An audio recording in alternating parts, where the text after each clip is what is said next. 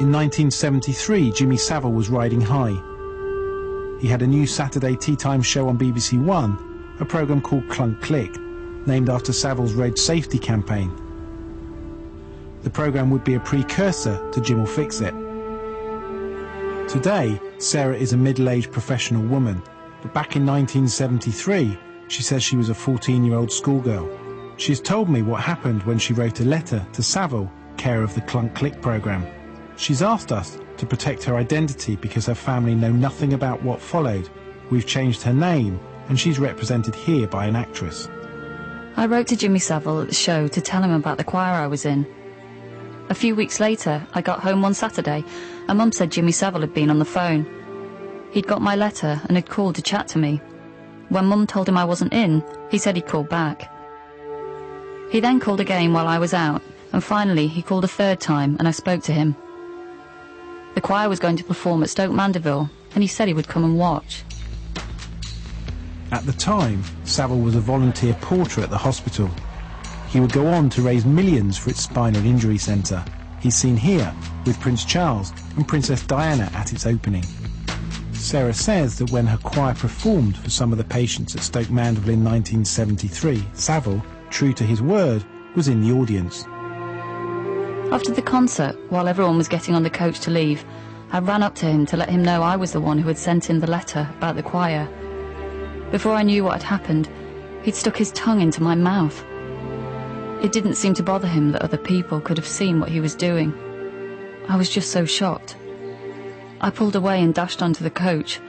I couldn't believe what had happened.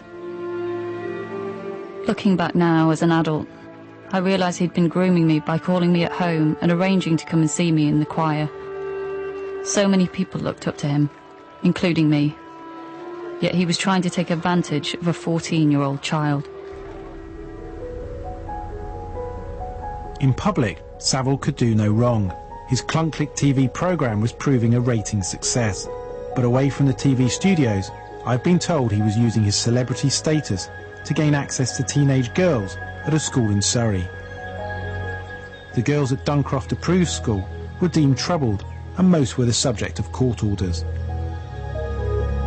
They lived and studied at the school and had to abide by strict rules during their stay there. Saville was invited to visit the school to help raise its profile, but soon his frequent visits became the talk of the common room.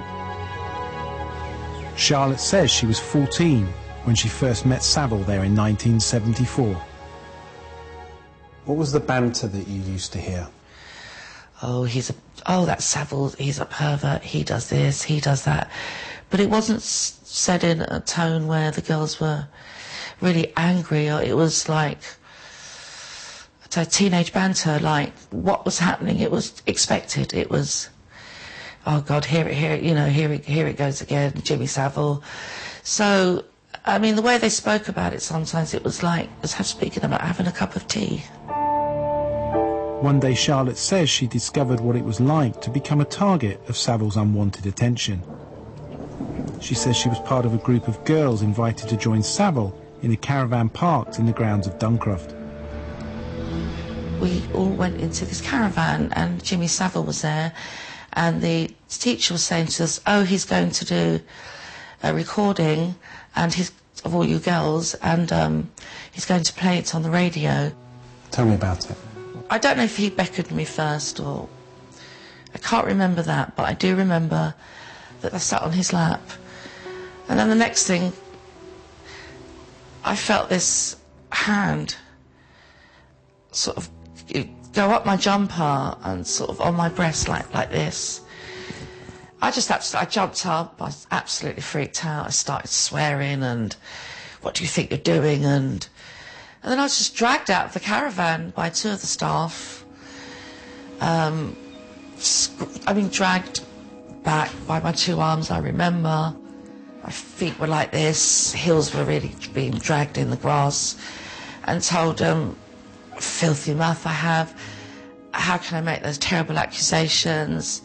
You know, Uncle Jimmy does nothing but good for the school, and he was just so wonderful, and me, you know, I need to retract what I've said, I need to apologise.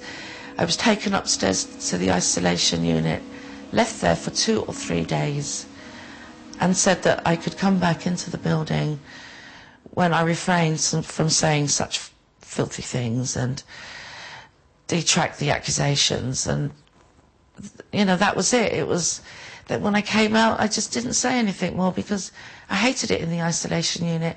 It was a padded cell and you were locked in this room and just left. So I didn't think anything more about it, but I never saw him again after that, ever.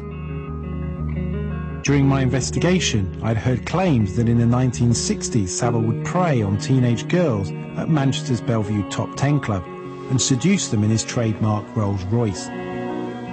I've discovered allegations that 10 years later he was using the same modus operandi at Duncroft. Fiona, then just 14, says she was among the girls invited by Saville to be taken for rides in his Rolls-Royce. So Jimmy Saville would turn up in his Rolls-Royce. What would he do? He would get out of his car, take a box of cigars from the boot, go to the headmistress's office, and then he would come into the common room. And he would almost sit down and try and be one of the girls, and he'd make his selection, if you like, when he got there. And it was quite a treat to be offered to be taken out by him, because we didn't get to go out that much. Occasionally we went in a minibus with rides with one of the members of staff, but it was very controlled and we were only allowed certain places and things. So to have this gentleman say he wanted to take 2 or 3 of you out with just him, it was freedom, it was wonderful. Sophia, tell me where did that happen in the car? That happened around the Duncroft, the first time that something happened? The very first time he abused me, we were in the car park and the other girls were sat at one of those like picnic tables, benches, together, and I was with him on my own in the back of the car. And I knew the moment he asked me to stay in the car with him what was expected of me, because I was having this wonderful day out and I was expected to pay for it.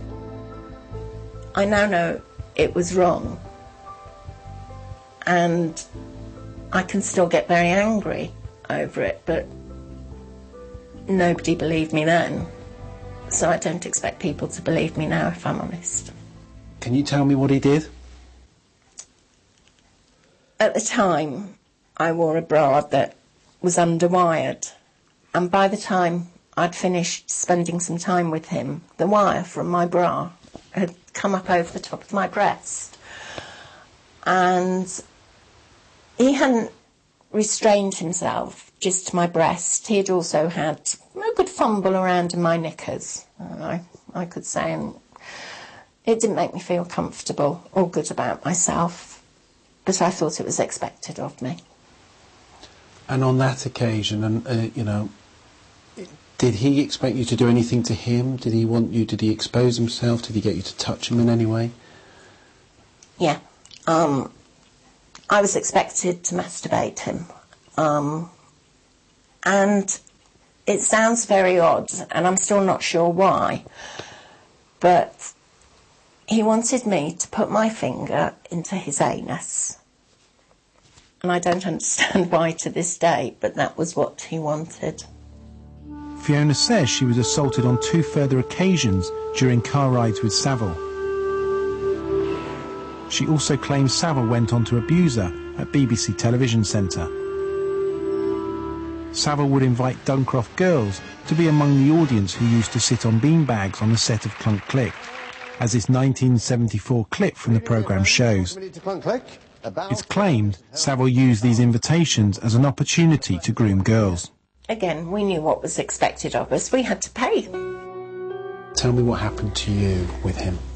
He had an alcove in his dressing room that had a curtain over it, and he would take you behind the curtain. He himself would just make quite lewd suggestions to you a lot of the time, and he often wanted you to sit on his knee while he spun round in the chair, but you could feel him getting an erection as you were sitting on his knee. I'm not quite sure how you describe it, as petting or whatever, but He got his usual hand job off me. And on that occasion, behind this alcove, did he touch you? Yes. He always touched my breasts, but at the same time he'd be touching my breasts, he'd always have his hands down my knickers. There were no staff around in the room, just the girls in there and one or two other people. So I suppose the privacy we got was from the curtain in the alcove, but I have no doubt that he went and told everybody else what he did afterwards. And it didn't make me feel that good about myself. And I remember the first time as well, sitting watching the recording of the show, and it was almost as if I wasn't there. I wasn't watching it because I was thinking too much about what had happened and what I had to do the following day and getting there. And I just wasn't concentrating at all on watching the show. It was almost a bit as if I was sat there in a dream state or something. Now then, I think... Saville's Clunklick programme attracted some of the biggest pop stars of the day. Get yourselves there like that. Just put yourself in there. I get through. You get two. Here he is with Gary Glitter. I should be giving girls away. That's the same as that. I'm going to get some down here. The programme gave girls the opportunity to meet some of their idols. Right. All we can say now... Fiona says during a later visit to a recording of the show, she too met Glitter. Good night. See you next week for another Clunk Click. Ahoy! Fiona doesn't make any abuse allegations against Glitter, real name Paul Gadd. In 1999, Gadd was jailed for 4 months for possessing images of child abuse. He went on to spend over 2 years in a Vietnam jail for abusing 2 girls. But 10 years later, it seems that Saville believed Gadd was more victim than predator. I've obtained a recording of an interview Saville carried out with a journalist in which he appears to defend the convicted paedophile. Now Gary, all he did was to take his computer into the PC world to get it repaired. And they went into the hard drive, saw all these dodgy pictures, and told the police. And the police then, oh, we've got a famous person. Oh my goodness, yeah, we'll have them. But Gary had not sold it, not tried to sell it, not tried to show them in public or anything like that. It would for his own gratification, whether it was right or wrong. Is of course it's up to him as a person. But they didn't do anything wrong, but they are then demonised. And of course, if you ever said to a couple, what's Gary Glitter done wrong? They said, well, nothing really. They just sat at home watching these dodgy films. Well, he did go to sort of Southeast Asia after that. Oh, he did, and now you're telling me that somebody didn't stick 2 little birds into it. You know, Chef Shelafan. He was like that, but he wasn't public with it, and he didn't do anything. Saville's thoughts on Glitter were recorded 2 years before his death. I believe the recording is further evidence of Saville's warped attitude to sexual abuse. My investigation has now uncovered 5 women who say they were victims of abuse at the hands of Jimmy Saville. But were he still alive, would their evidence be enough to lead to his arrest?